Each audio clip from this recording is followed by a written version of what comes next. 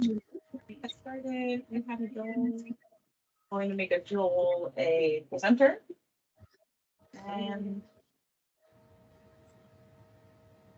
you may take it away. We finished up the dead sputums last week and are returning to couplet 13, which is here on my screen. And I have my scope up, Joel, and I have specimens if we need them.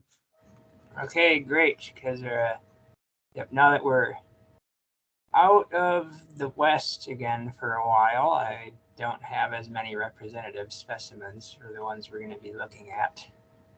Sure.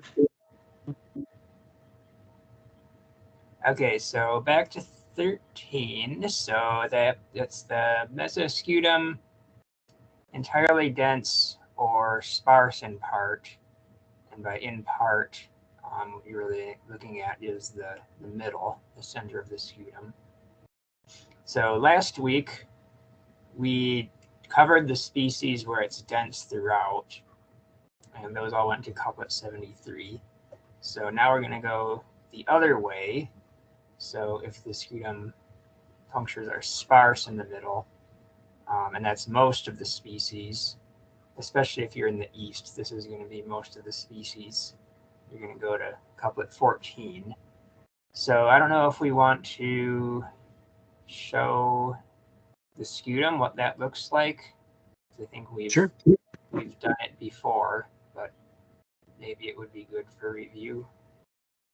Do you have a particular species you want me to pull up? Not really, no. Most anyone will do. There are many.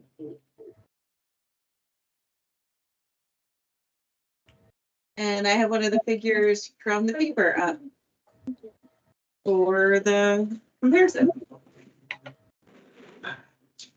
Actually, I'll go ahead and get this on deck, but if you want to use that paper copy there, Joel, to explain, that's probably going to be clearer than what I can put up on the microscope for talking about sparse versus not sparse. Yeah, so this is actually a really good figure. The white arrow on 11B there shows that middle area of the scutum where the punctures are going to be sparser. So if you compare that middle area to the edges over where the parapsial lines are, you can see that there's a definite difference there in the width of the interspaces. And then if you get 11A, if you look at the middle and you compare it to the edges by the parapsial lines, the punctures they are a little bit sparser in the middle, but it's not super noticeable. It's more or less uniformly punctate throughout. And yep, I've stressed before that uniformity is really what you're looking for here. So if they're a puncture diameter or less apart and they're not really obviously sparser in the middle, then those are those couplet 73 dense throughout ones, and looking for like obviously sparser punctures in the middle. Yep.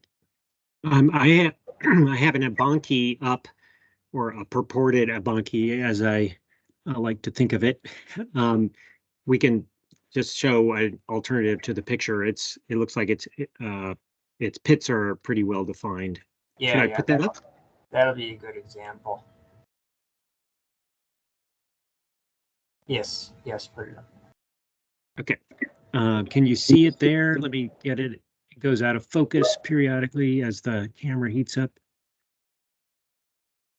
But here you can see, these are well separated and they get denser, as Joel points out, to the anterior and lateral or laterad of the parapsial lines. But the middle, pretty shiny because it is an ebonki thing. and but still, the tricky thing with a bonky and semi subviridatum to me is always that there still are lines there. It's just a bit shinier than others. So anything more to show here, or should we move further? Yeah, I don't think we need to dwell on this too much because Yeah. we have covered it previously. So Okay. just some quick All right. review here. Go ahead and take over. All right, so the next, let's see, the next couple of couplets just pull out some kind of oddball, unique species that are have some unique characters. So these are pretty rare. You're not going to find them very often, but they just come out individually in the key here, just because when you do find them, they're not hard to recognize because they have these kind of odd characters. So the first one at couplet 15 is dealing with Lasioglossum calidum, which I believe we've talked about in a previous class, but we can review it again. And this is looking at, you're going to be looking at the protrochanters, so the front legs, the segment between the coxa and the femur. And calidum has really short, wide, flat trochanters on the front legs. And then it's also got kind of a weird mandible. And do you have any calidums, Sam? I do. We have gone over these, and also just saying that the calidum is not at all rare. In fact, it can be abundant in some of these eastern, particularly southeastern pockets. We've seen thousands and thousands of them. Oh, that's interesting. So where okay. I haven't seen very many, so I think of it as Yeah. rare, but it could be with a lot of these species. They can be rare in a lot of places, but then you get like a couple of spots where they're really locally abundant. Yeah. Get a good specimen here. Oh, and it looks like Jason is in the chat now. So Oh my gosh. he can chime in with any more details as we go. He says that calidum is rare in Canada. Yeah. So that fits with it, what you were saying, that it's more common in the southeast. Yeah. You know, it is super common, and it is so common that I don't have it in my synoptic collection because, you know, it says I've got a couple males here, but not any of the females. So we have covered this before. So I'm going to say we don't necessarily need to spend much time on it, particularly because I don't have any female. Yeah.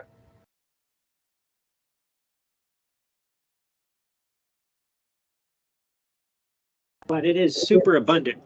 So we could, there are figures for what it looks like, so we could show those in absence of actual specimens. Yeah. We had a whole session on calidum and admirandum and versatum and trigeminum that people can reference back to. Yep, that is good to mention. Anybody who's watching, if you go back to the archives, there's another class where we talk about calidum and then these other related species in that same group that look pretty similar.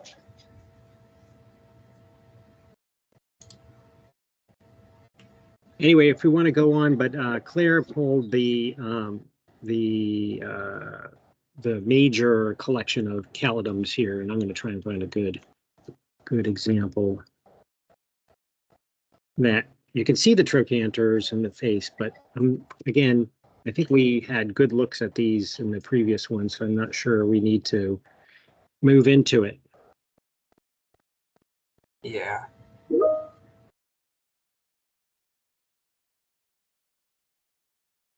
So I would go ahead, Joel. All Carry right. on. I'll put something on deck and we can flash back to it. I've just found a good one. Yep. So then the next one is another kind of rare species, or at least I think of it as rare. I haven't seen it very often, but I suppose it could be locally abundant in some places. And that is Lasioglossum dryspocki. And this is a Viridautum group species, but it's one of the few Viridautum group species that's actually pretty easy to identify because it has this really unique mesopisternum sculpture. It's really coarsely rugose in the top half, and then in the bottom half, it's smooth and punctate, and nothing else looks like this. So And I would then it's just we just pull it out on its own early in the key. And I'll tell you that it definitely is rare in the East where we are. I've only seen a handful of specimens. Yep, I have also only seen a handful. I think it's more northern too, or I'm certain it's more northern. We don't really even we don't have any. I have to go look. I'm not sure we have any specimens for Maryland. Yeah, I think it is a forest bee because the type is Michigan. Lots of Michigan is mostly forest, and I've seen some from northern Minnesota, I believe.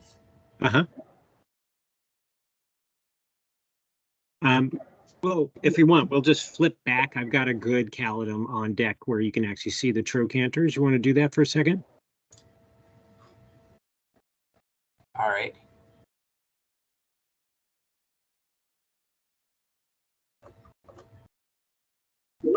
And so if you look here, so here's the head, obviously. Here's this really wide front trochanter, slightly hollow, usually almost always bowed like that. If you have anything else to add, but it's the width is nearing the length, and in many other species, and also it's clearly wider than the femur here, and it's just really in the extreme cases, it's very obvious. It can be a little bit shorter than that. That's actually a really good big one, and then we can look at the mandible, which conveniently is right there, and show you the angle to the top edge of the mandible, where the carina, instead of paralleling the other, so there's like two carinas in that area. So here's the mandible, here's the base, here's the eye. Carina 1, carina 2, and it's got a upward angle, which I'm going to refocus, and the mandible itself, in my opinion, tends to be curved more strongly. But if, Joel, if you want to talk about it more, or Jason has anything to add, more power to you. Yep, it's easiest to see if the mandible is open. The figure that's in the key shows the mandible when it's open, and it shows that that kind of angle really clearly. When it's closed, though, it is definitely more strongly curved, like you say. So even when it's closed, look for that like a strong bend in the middle of the mandible. Yeah, it gets subtle, and I'm often using, once I'm in that group, I'm using both the trochanter, and if I can see that angle or the humped curve, processed, whatever you want to call it, part of the mandible carina there, to kind of suss out whether I have it or not. If you have an aberrandum, this is this area, right? Or versatum, this is just like a stick. But to mix things up, the trigeminum is sort of an in-between level on that, but has a straight mandible leading to plenty of room for ambiguity. Yep. Actually, well, trigeminum is not too hard to separate from calodon. That looks a lot more like versatum. Yeah. I spend a lot of time looking at all three and add random to some extent too, trying to make sure. It really slows down my IDs a lot because that whole group is usually a good percentage of almost any catch that we see in the East. Yep. All right. So. All right, go ahead, take over again, Joel, and go on. I think we can move on. So the next couplet is an important one. This is a major split in the key. It'll pull out a lot of species. Do you want to show a Dreisbachii? Do you have? I don't have a Dreisbachii. I mean, it's that uncommon. I mean, I'll look. I don't think I do. I don't have one either. Not on hand.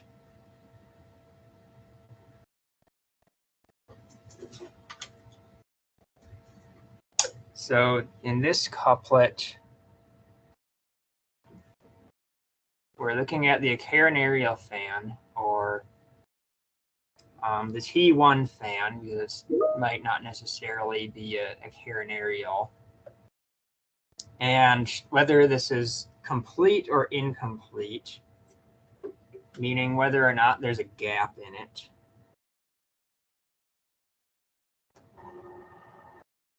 And I was going to put a specimen under the scope, but the camera does not seem to want to work. Oh,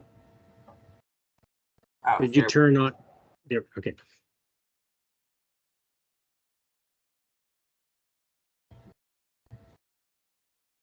You should be able to share now. I stopped sharing.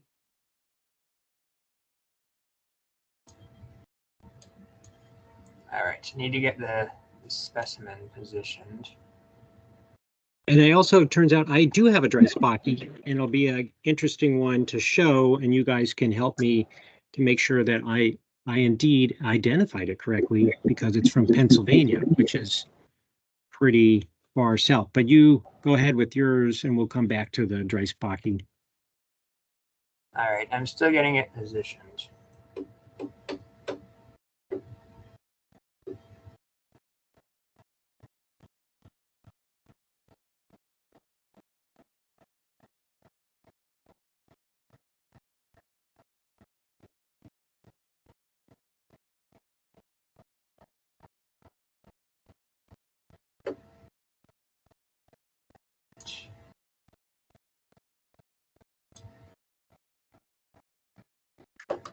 Oh, dang it.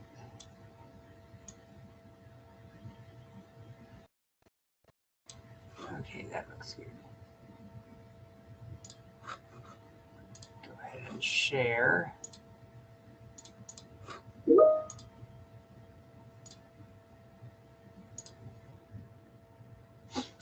All right, so this is an example of a complete fan. This specimen actually is something, I think, in the Viridatum group. Usually the Viridatum group has an incomplete fan, but there is at least a couple of them with a complete fan. And this is one of them. I don't know which species because it's from the West and we need to revise those. But you can see this is T1 right here. And if I bring the your screen focus up, you can see like here Joel, we don't see your the screen. podium. So the back of the bee is at the top of the screen, and the abdomen is kind of folded down. So you're looking at the front face of T1 right here. Joel, we don't see your screen. All of these short oppressed CD, and they form kind of a ring around the base of T1. Hey, And Joel, can you hear it us? kind of gets thin in the middle. I don't think he can hear us now. Narrower and thinner. So this is where the gap is going to be if there's an incomplete fan. So this one is kind of weakly complete. Joel, but no can you hear definite us? gap. So this would qualify as a complete fan. And Joel, most of what you see in the west is going to have a complete fan like somehow? that. And a lot of what you see in the east is going to be incomplete. Let's see, how can we wake him up? Everybody's just In the east, you get a lot more of the Viridautum group.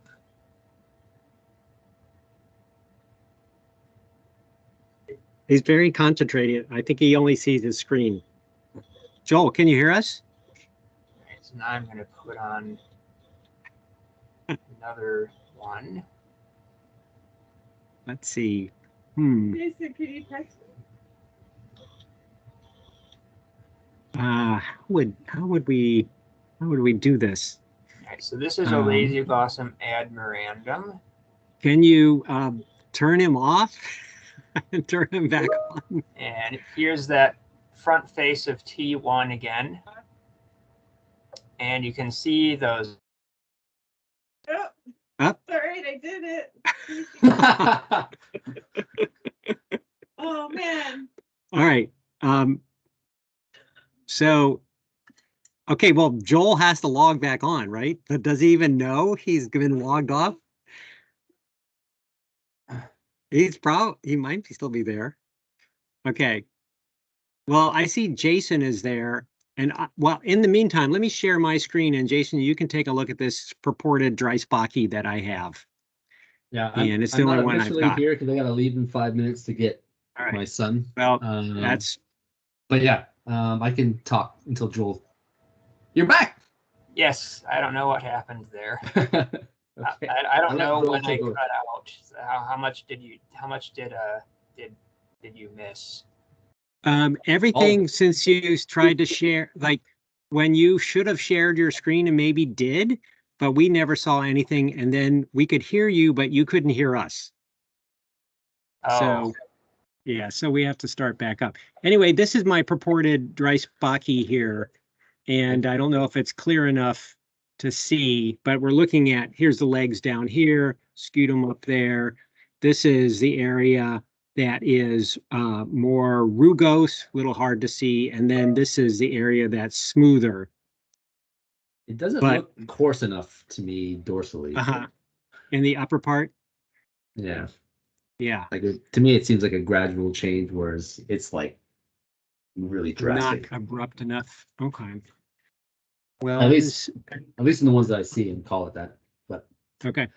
Check the scutal punctures. Like it's usually pretty sparse laterally on Dreisbachii versus things like Epialtum and stuff like that. Yeah. I'll jump in here.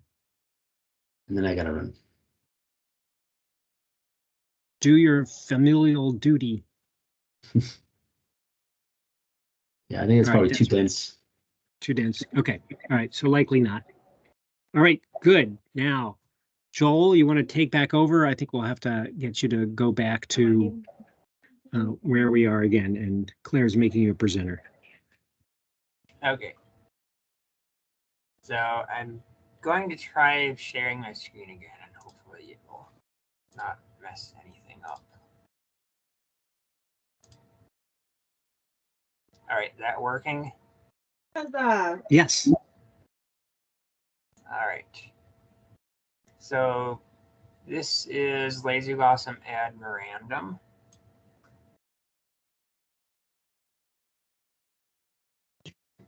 And this is a example of an incomplete fan. So this is the back of the bee at the top of the screen, and the abdomen is kind of folded down. And the fan is this ring of short depressed CD around the base of T1. And right here, you can see in add random, there's a big gap in the middle of it with no CD. And when there's Joel, could you zoom in a bit so that, because the white is sort of obscuring that gap from, I think, the view that I'm looking at. And I think if you zoomed in, we'd see that, you know, where the hair stops and start is not super clear right now. all right. All right, that's good. Yeah.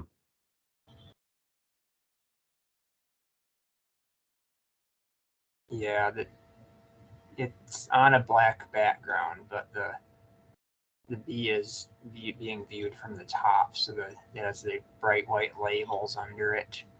Mm-hmm. Yeah, I usually take labels off because of that problem. The white can be blinding. But I think we can see enough to Got a pretty show. shallow depth of field here, so it's hard to get it in focus. But you can kind of see it here. There's a patch of CD over here on the right, and there's another patch over here on the left. And then there's this gap in the middle with no CD. Or no oppressed CD like you see at the sides anyway. There's a few kind of erect CD that are sticking up here, kind of closer to the top surface. But those aren't considered part of the fan. It's down here at the base where you're looking, and there's this big gap in between these two lateral patches. So that's what an incomplete fan looks like. And there's also good figures of this in the key.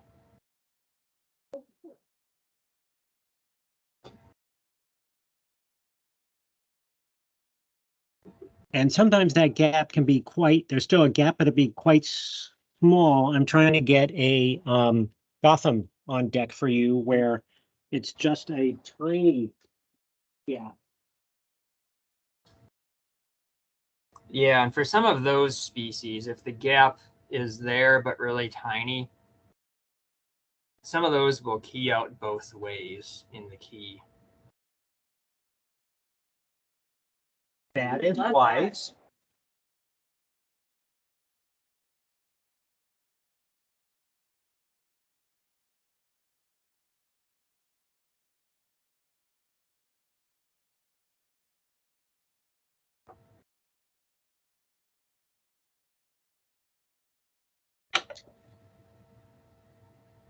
You can continue, Joel. I'll put a lap on deck when I get a chance.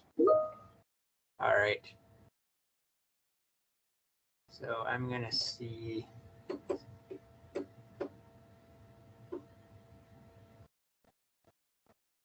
Looking for an example.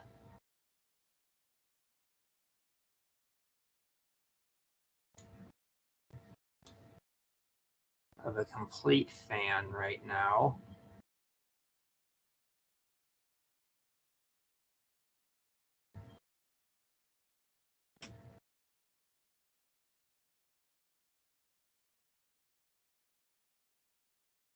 Okay, I can't really see it on that specimen.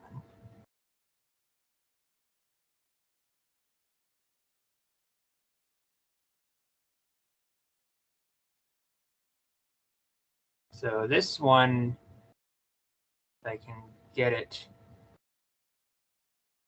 visible, this should be an extreme example of a complete fan.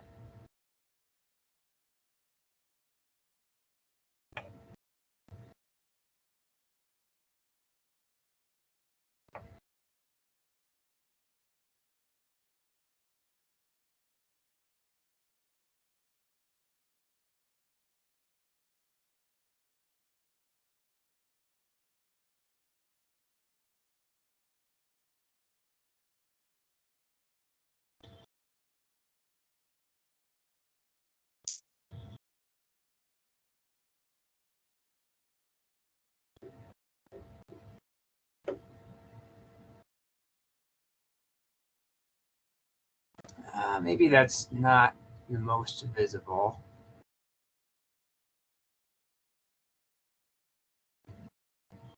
What species is that, Joel? This is Lasioglossum alboherdum. A Western species. Yes, this is a Western species. And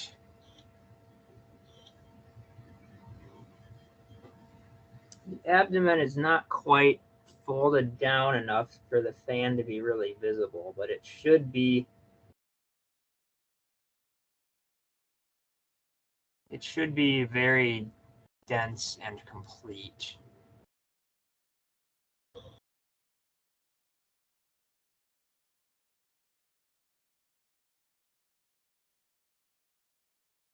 Yeah, I'm having a same difficulty showing some of these things. It's either dark or it's difficult to angle the thing. So I think probably generally people have an idea now of what's going on. Yeah, and there's a good figure in the key as well of what a complete fan looks like. Actually, maybe I can show. I wanted to show a more extreme example, but maybe I can just show this specimen that I tried to show when I got cut off. This is a unknown specimen that I think belongs to the Viridatum group, one of the rare Viridatum groups that has a complete fan. While you're doing that, Joel, I have Gotham up. I can show a very abbreviated gap. Yeah, that's a good thing to show. Yeah, so I have it on screen now. Am I still sharing or? Okay. Yes, I haven't clicked in yet, so go ahead. All right, so this is a complete fan, kind of a sparse complete fan. And I'll see if I can get this a little bit brighter. Yeah, so this is too bright. No, I think the fan showed up nicely when you did that. So here's that ring of CD around the base, and this actually shows that this is a really good view of the front face of T1. So T1 will always have this sort of triangular depression at the very base where it meets the propodium. And then the fan is going to surround that depression at the base. So you can see here, those oppressed CD, they kind of go all the way around in a loop, and it's sparser in the middle. So this is kind of weakly complete, but there's definitely not a clear gap there. So this would qualify as a complete fan. And if you have questions, for example, if you're in the Discover Life guides using the Lasioglossum key, you would just go ahead and click both, incomplete, just to be safe, to cover your bets. You don't want to guess which it might be. And if you're in a dichotomous key, you would want to follow both paths and see which one takes you to a more reasonable endpoint. Because we're confronted by ambiguity all the time, particularly because our specimens are less than perfect. Joel, I'll just click over now to Gotham. Do you want me to do that? Sure. Yep. Go ahead. Yep. And especially, it's unfortunate with the T1 fan is actually super useful for identification, not just whether it's incomplete or complete, but also whether it's dense or sparse, and how long or short the CD are.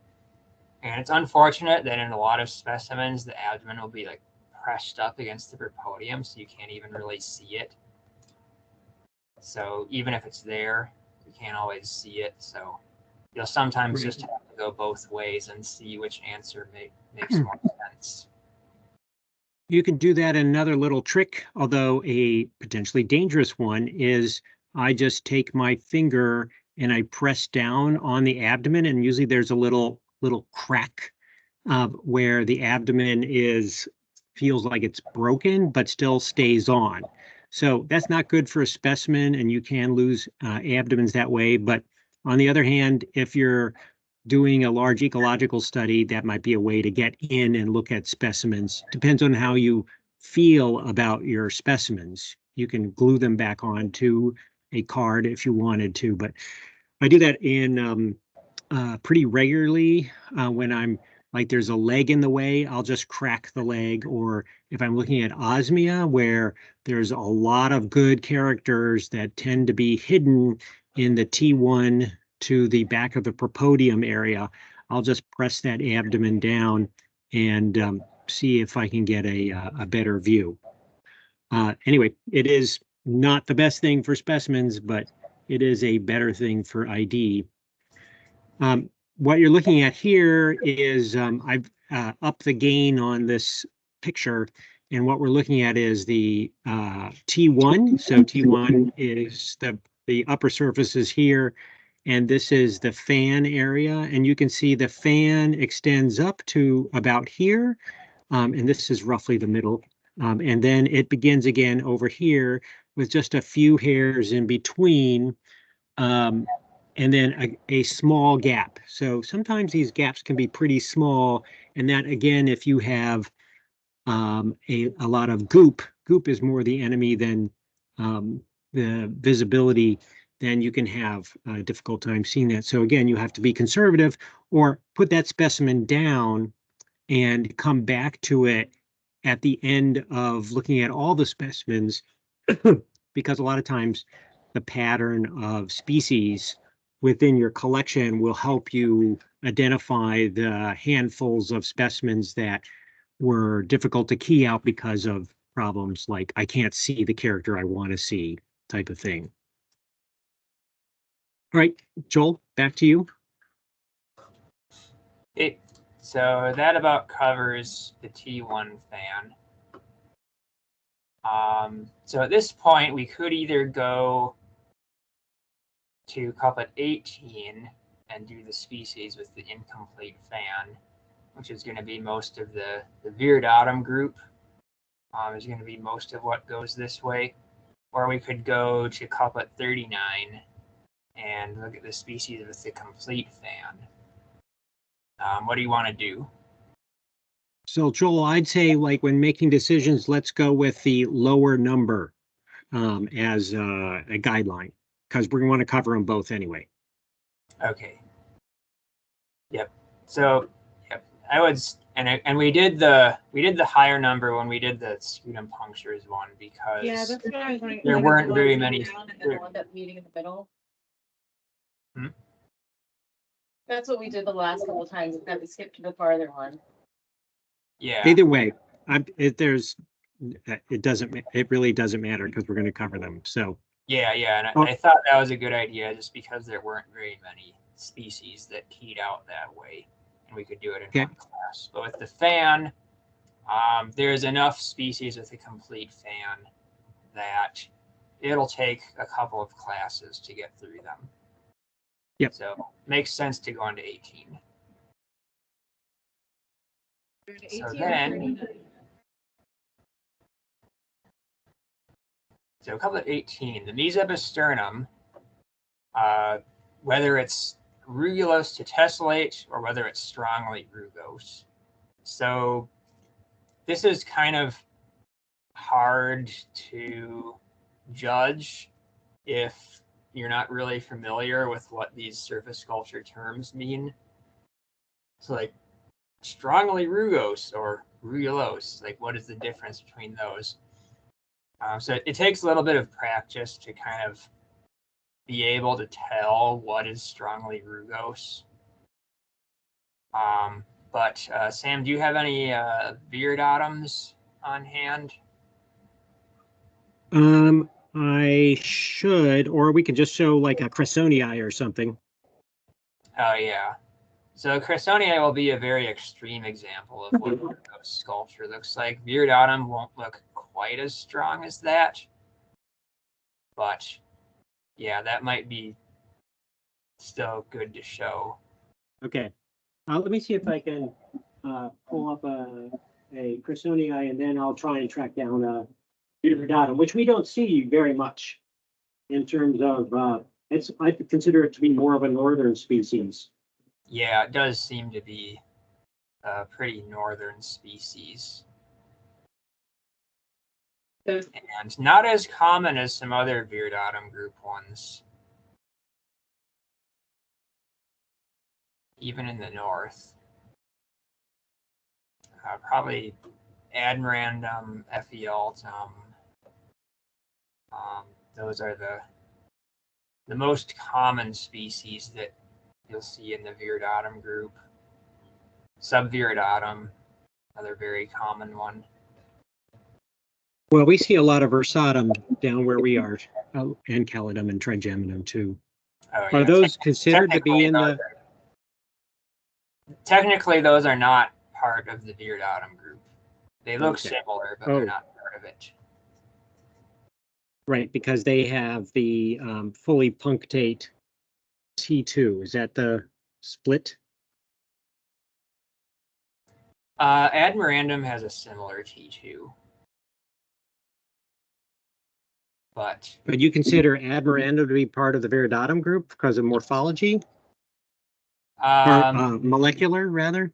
It's molecular based, largely. Interesting.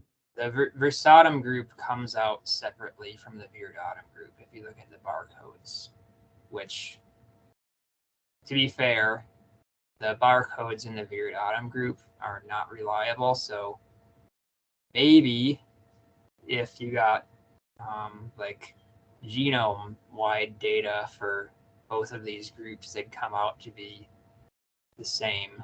But based on barcodes, we think that they're separate groups, closely related but separate. All right, I'm pulling up Crestoniae right now.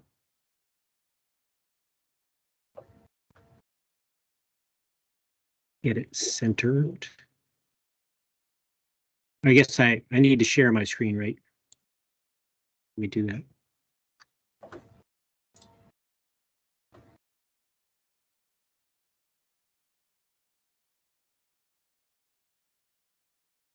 Go bright. And we're going to zoom in. And we're looking for a lot of surface elevational changes, little hills and valleys, and more mountainous in a micro level. If you were a tiny, tiny little person, you would have a harder time walking around on this surface. Let me take that gain back down a little bit.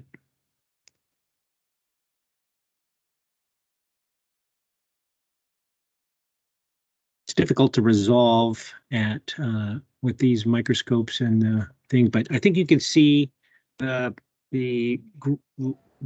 cavities and the sculptures and dramatic for a Dialictus, differences in surface heights in there. Yep, and like I said, this is an extreme example of what strongly rugose looks like. So there are two species that will go to couplet 38, Mesophyserum strongly rugose. There's only two species that go that way at this point in the key, Viridautum and Atwoodi. And they're going to look similar to this, but not nearly as strong. So those ridges will be a little bit shallower than you see here. But we can. I have one Viridautum here. Let's see if it can be. Yeah, so this looks like this Viridautum here looks like it's going to be a useful one to show. So it's going to be, as Joel has mentioned, have hills and valleys. That'll be present, but not as hard to climb for the tiny micro person who might wish to climb it. I wish I could be a tiny micro person on the surface of a bee. That would probably be able to find some diagnostic characters that way. What? You might fall into a spiracle. Then what? Oh yeah, that's a good point. don't know how I'd get out of a spiracle. Right. It's kind of open-ended in the inside of a bee, you know, just kind of clamber around, make a little nest out of whatever's in there. All right, so here is a viridatum, and we go all the way up, and we'll take a look at mesepisternum, which is sometimes called the pleura, but it's the area below the front wing. Get our terminology. We can get this to, there we go. The And so they, pleuron, oh, sorry. Go ahead. I was just gonna go on a nerdy rant about technical morphological terms and what the difference is between the pleuron and the mesepisternum, but I don't know if that's really relevant. We're a bunch of nerds. Well, aren't they essentially different names for the same thing, Joel, or not?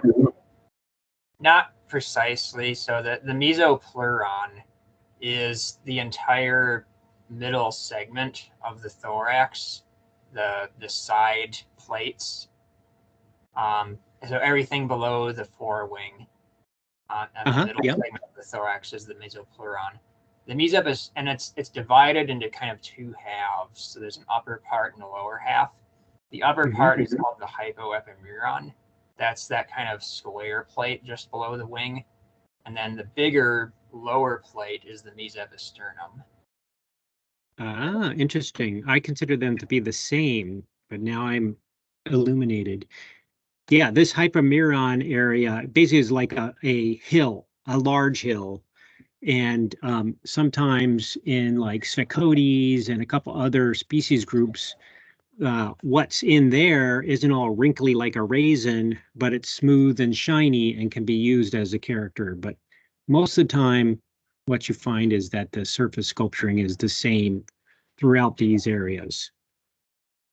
Yep. So in Dialictus, usually the hypoepimeron and the mesepisternum are similarly sculptured, so that you can think of them interchangeably, but it's best not to get in the habit. So another way that we often use to describe these is like the wrinkly like a raisin type of topography versus inscribed with microscopic lines or with small bumps, you know. So it's very difficult to come up with a good language that is within our cultural reference book that immediately applies to like, oh, I got it. I know what I'm looking for. So the experience of looking at a lot of things and looking at classifications of rugulose and rugose is helpful. So this still would be in the rugose category, but that's just defined by practitioners, and it's difficult to intuit, I think, sometimes for people. Anything more there, Joel? You want to take over again? Sure. Can you zoom out a little bit on that view you've got there? Oh, that. Yeah. Like that? All right.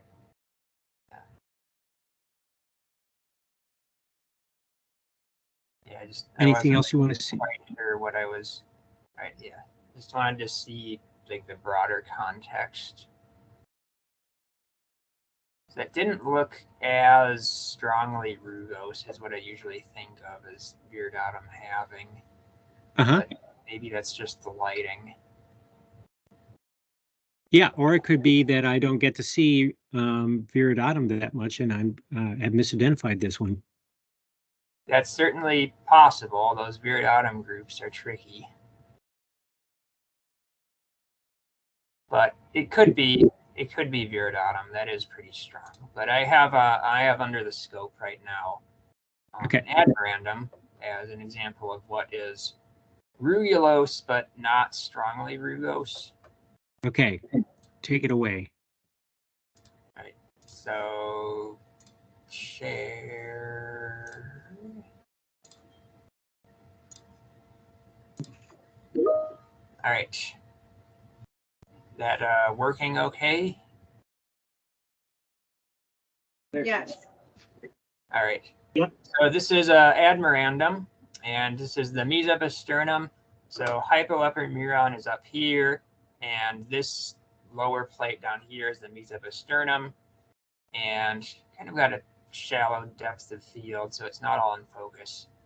But you can see there are all of these like hills and valleys, like Sam was talking about. There's all these ridges, but it's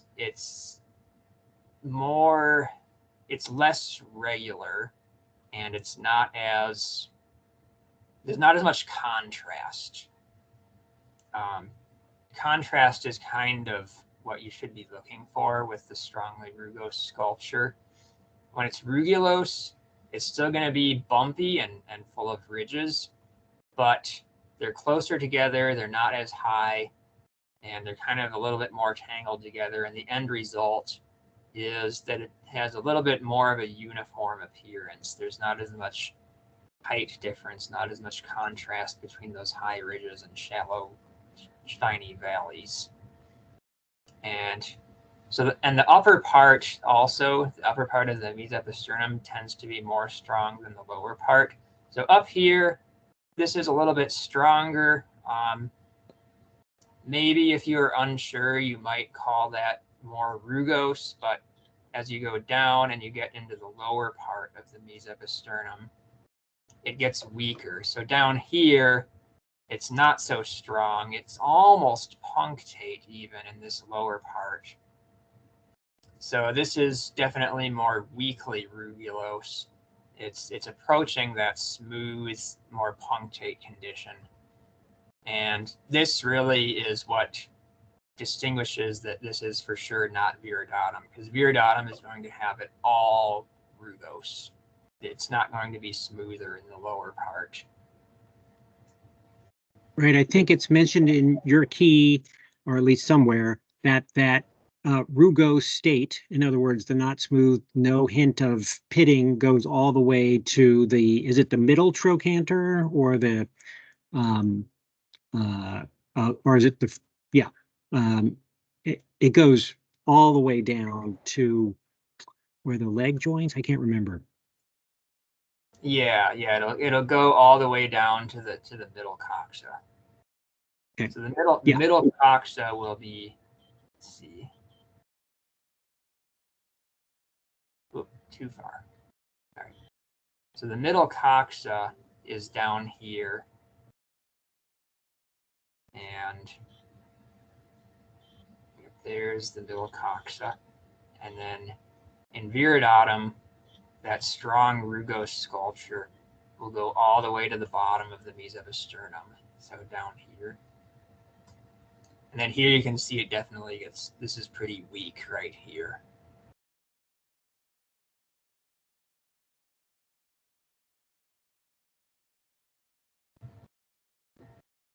In other species, it'll be almost completely smooth. But Yep. Almost always with inscribed lines, microscopic lines, whatever, however you want to call it, shagreening, tessellations. Yes. And I believe there's a couplet still to come that separates out whether the mesopisternum. Oh wait, no, never mind. Yep.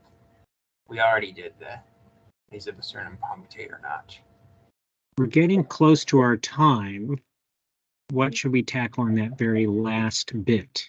You want to show, so we're on couplet 19 if we're going the rugulose route. We're doing the rugose or the rugulose? We could, if you have viridatum and Atwoodi, we could talk about those because there's only two. I do. Yeah, I don't have Atwoodi. I have one viridatum. Okay, so there's only 2 species that go to couplet 39, the rugose route. I think it's 39.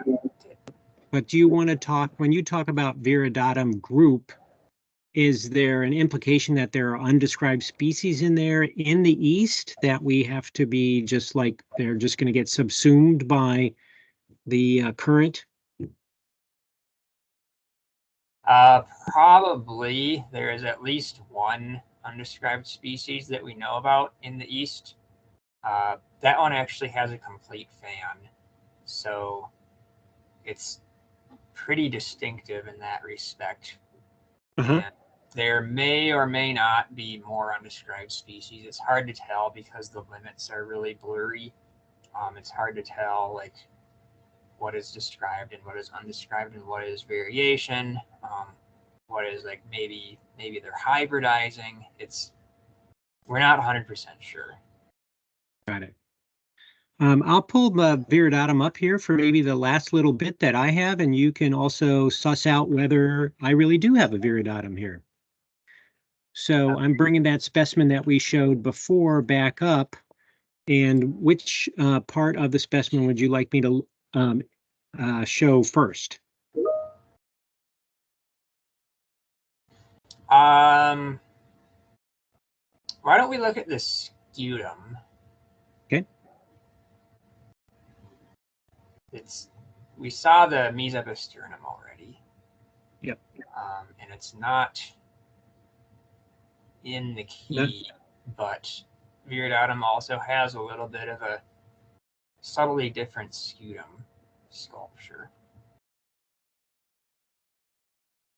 While I'm getting it ready, do you want to describe what that looks like? Yeah, I was gonna, let's see. I'm still sharing my screen right now, right? Oh, okay. You want me to share mine or not share mine? Yeah, I think you can share yours. I was going to put a bee up that had a smooth mesoposternum, but it turns out this one is not really very smooth. This is more rugulose. So Right. yeah, So not really what I was going for. All right, I will share, and I have the scutum up. So there's a couple of there's kind of like 2 different flavors, if you will, of Viridatum group species. There's a group of species where the scutum is kind of coarsely, sparsely punctate. And then there's another flavor where the scutum is more finely and closely punctate. And Viridatum is one of the more coarsely punctate ones. And that looks like it. That looks right. So the punctures here are pretty big. It's hard to describe. It would help if we had like an Ephialtum for comparison. I can pull one out.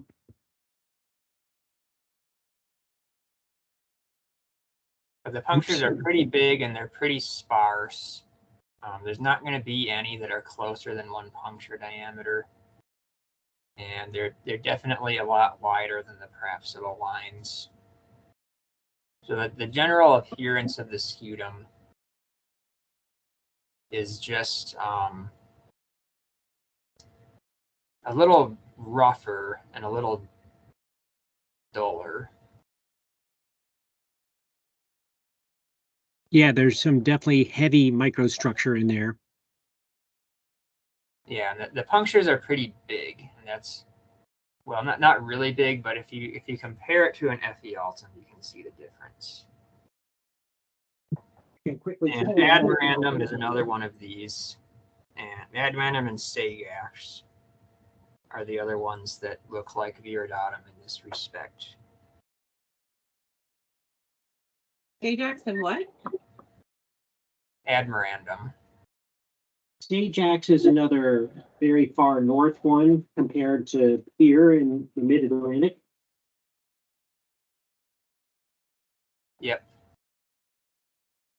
So actually, Sagax was described from Colorado. Huh? It was described from Colorado. But funnily enough, it seems to show up more often in further north than that.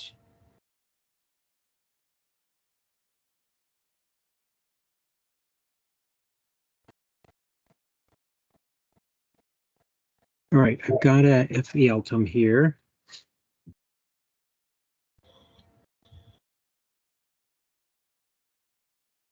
Get the specimen lined up.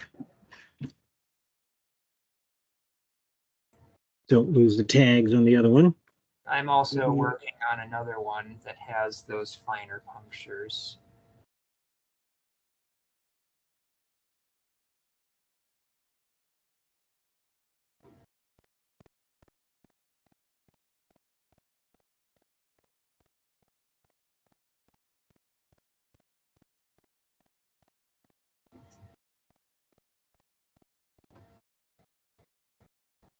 All right.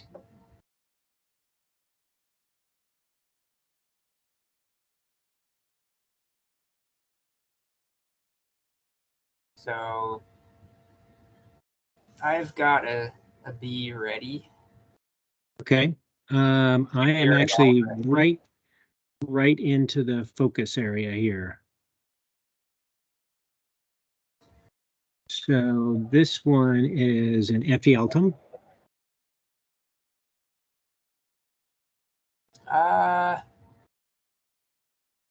Or purported Ephialtum. I think Yeah. Jason identified that one. So this looks a little bit coarser than I would expect. It looks a little bit more Viridatum-like, but there are some closer, finer punctures in there, especially if you look along the midline and closer to the parapsidal lines. There's definitely some smaller punctures in there, and there's some that are closer than 1 puncture diameter. So this could be that more finely punctate look that other flavor of the Viridatum group has. And it is very subtle, and it takes a lot of practice to see it. Yeah. So you kind of need to look at it in direct comparison. Yeah, and also this is not the greatest definition through online viewing. You want to throw yours up? Are you ready? Yeah, I have one up there. Okay.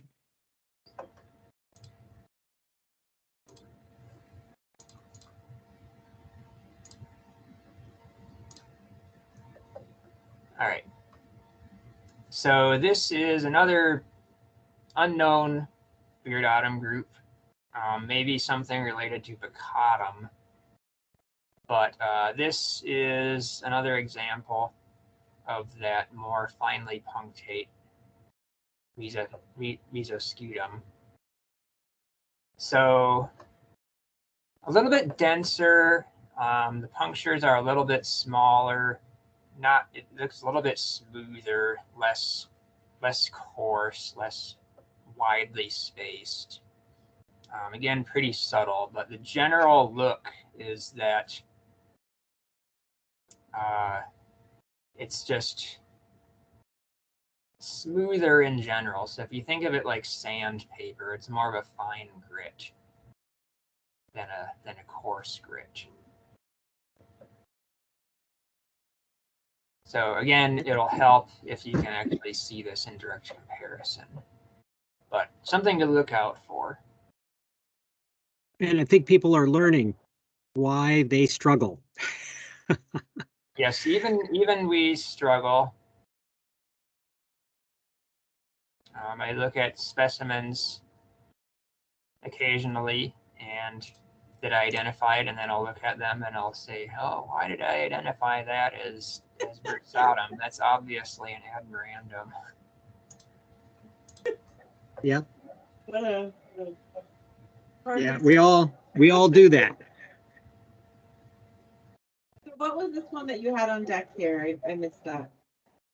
I don't know what it is. It's something in the Viridautum groups that's Unknown. probably related to Picatum, but it's an odd one, and I'm not sure. Right, and you, another thing that you're hearing from Joel is that even if you had molecular data, that's not necessarily going to resolve all these little problems. I mean, I guess if you had whole genomes, but if you're just doing the usual CO1 level kind of scan of a bunch of specimens, you might, well, actually, Joel, what do you think? Like, let's say I have my collection. I magically have a CO1 for every single specimen. What's my percent of getting it to something that I might call species level with simply molecular data? For the Viridautum group or for Dialictus in general? Dialictus in general, but Viridautum as a subset.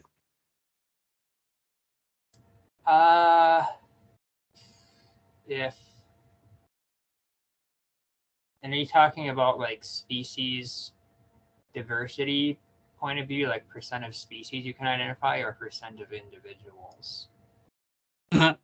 Species. So here's my question. I've got all these Dialictus. I want the molecular people to tell me how many different species I have. I don't even necessarily have to put a name on every single group, but I do want to be confident that I have picked up all the species. How far off am I from being able to make that statement? So Jason actually did a paper on that. Mhm. If you look up DNA barcoding and nightmare taxon, Jason actually took all the available barcodes and calculated how many of them had a distinct barcode gap, which means like, can you identify them to species? Mm-hmm. Yeah. And I don't remember what the exact number was, but you can identify more to species than you can't. So the majority of species you actually can identify from barcodes. But the proportion that you can't is significant. I want to say that it's in the realm of like maybe like 20% plus or minus 10 are the ones that you can't identify. Right.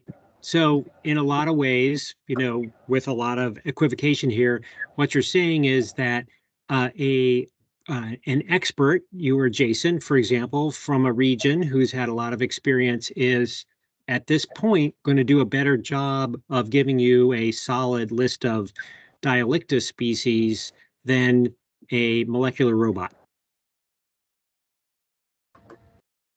Yep. So you're not out of a job is what we're saying. Yep, at least until next-gen sequencing becomes cheap and commonplace. I don't know if that Right. one. Well, But I'm here's still another- waiting. I'm still waiting for CO1 to be cheap and commonplace. So Sam, a related Yeah. question. You hear me, Yeah. right? Joel, what do you think about B machine? That's the other, hoped for shortcut for people who don't want to get to your level of expertise. Do you think that AI is going to give us answers on really good images of specimens? I haven't used V Machine myself, but I've seen it, and it is fairly impressive. If I recall, I think it was like a 90 to 95% success rate that it got, which is pretty good.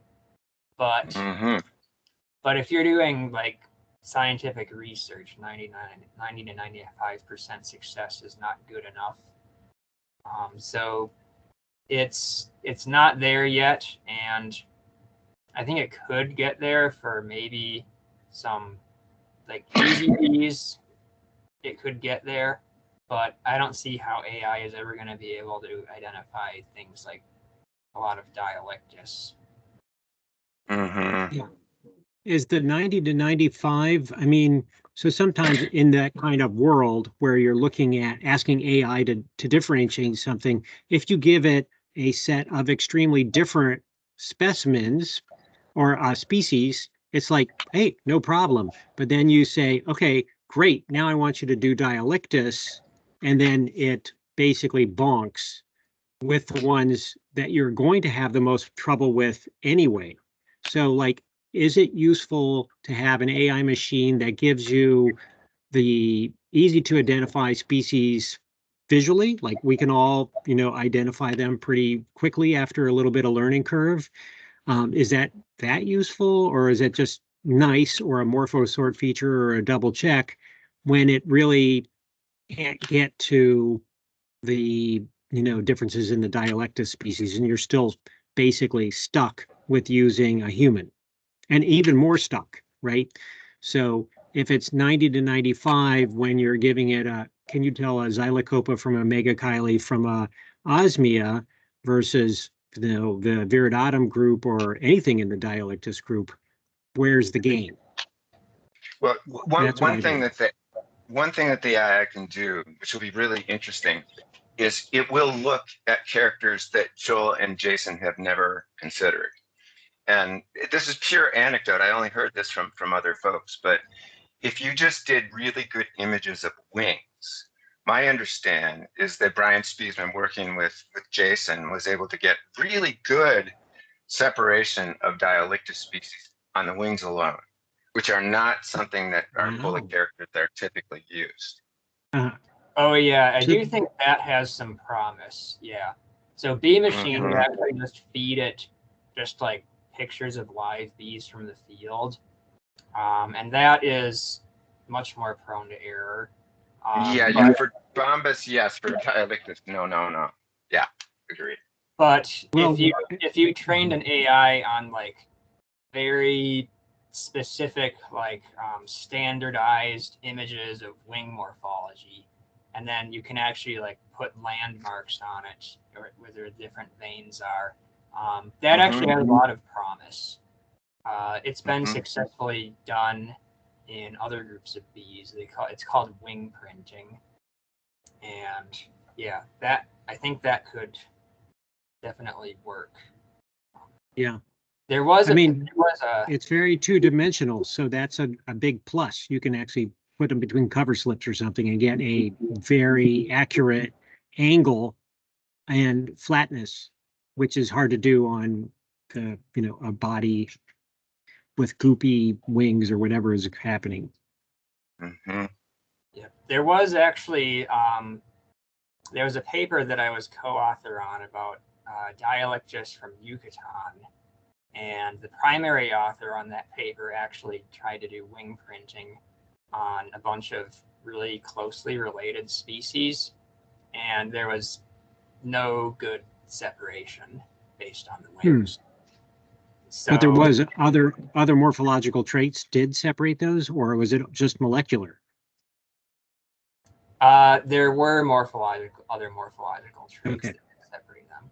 So at least that level of wing printing doesn't work for really closely related species. It might work for more distantly related species, and if you did a more in-depth analysis of wing morphology, like this in this paper, she just did like a couple of landmarks where the veins intersect. If you did like a more polygon-based analysis, you might get somewhere.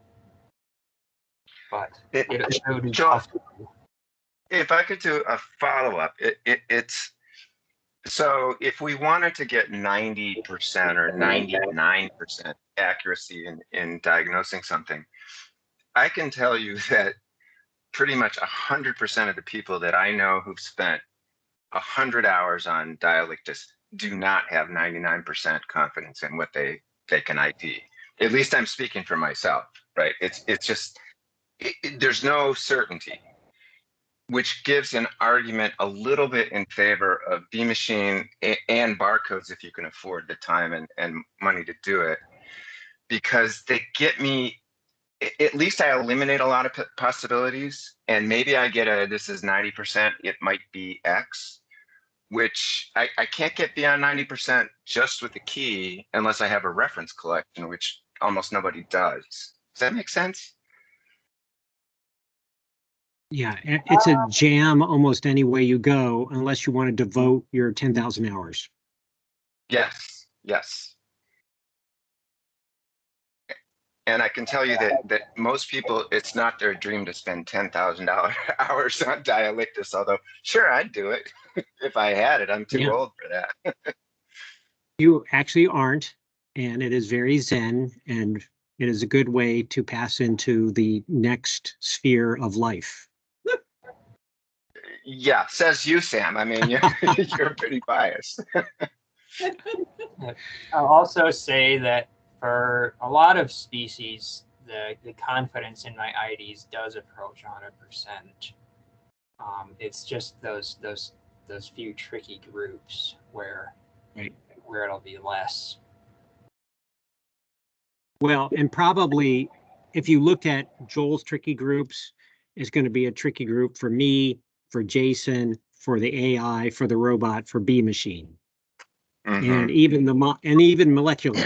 So if they're recently derived, then the boundaries are fuzzy, and so a solution is Viridatum group. I don't know which one. Tegulaire group, right? I have that problem, and so so forth, and that's for most things you would like more theoretically, but it may not matter. How much does it matter, right? So we're not talking about things that have grossly different life histories. The fact that they're recently derived and may or may not be a species based on several different sorts of ways of looking at the next question down is, what if we just lump those together? What differences is it going to make if we're not confident in our identification levels for those things, or it's ambiguous as to whether they're even species, to ecological conservation management decisions? And where does it draw the difference between functionally important and academically important? Yeah, those are interesting questions. And I can tell you the reason why I've spent lots of time on Dialictus is because, unfortunately, it's not only a super hard group, it's a super important group.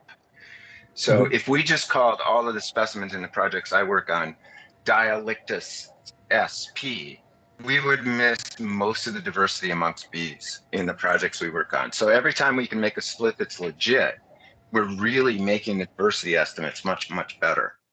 Yeah, I think I'm calling for to go further down than Dialictus species. I'm talking about we can go down and with confidence, like Joel was saying, and then you get to these groups, these segments where it's really tough to tell where the breaking lines are, and that's so like Tegulaire group, Admirandum group, that kind of thing. Same thing with Nomata.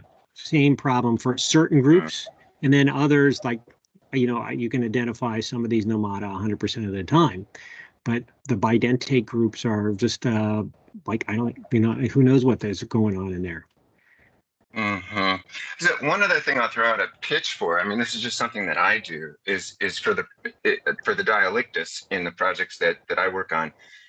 We made our own key, and so if we say something is species X, we've documented what that means in terms of what its mesopisternum looks like, what the pit density is like, what the supracarpius looks like, et cetera, et cetera. So if you document that stuff, right, then at some later, and well, actually, and Joel has looked at that key and very helpfully said, oh, the picture of number 7 is actually such and such a species. Yeah. So if you're really rigorous about recording like fixed morphological traits to specimens that you give a morphospecies name to, that's way better than calling it MS number 7. And then you can go to drive up to Joel's office and he'll feel obligated to go through your collection with you. And then maybe Oh, you can good, yes. put real names on. Thank you for the offer of Joel's time, Sam. That'd be super helpful. Well, I mean, effectively, you don't have any other options. Yeah. So you can negotiate with Joel offline. So I don't, you know,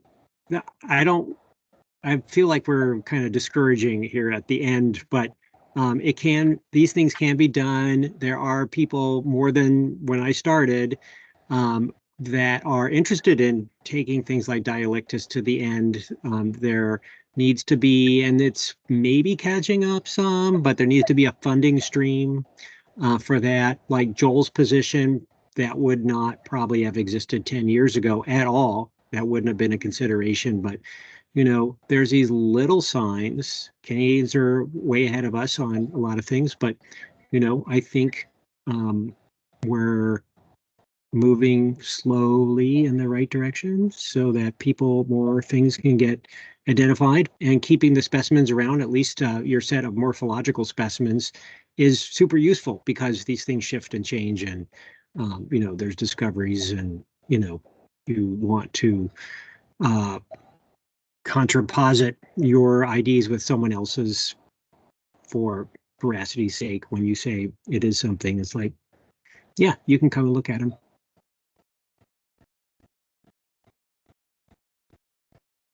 Well, Woohoo! Claire has given the woohoo signal. I think we're probably at a pretty good stopping place there. Stopping place. People are Thanks for mystified, staying. maybe. Yeah.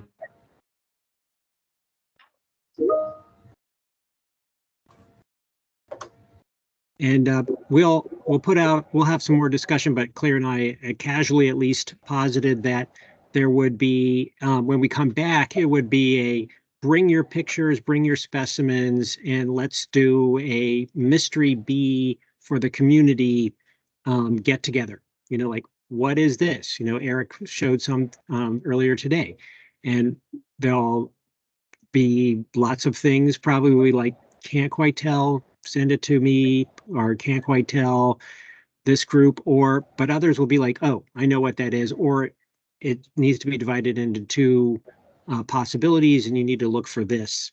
And I think that's potentially helpful.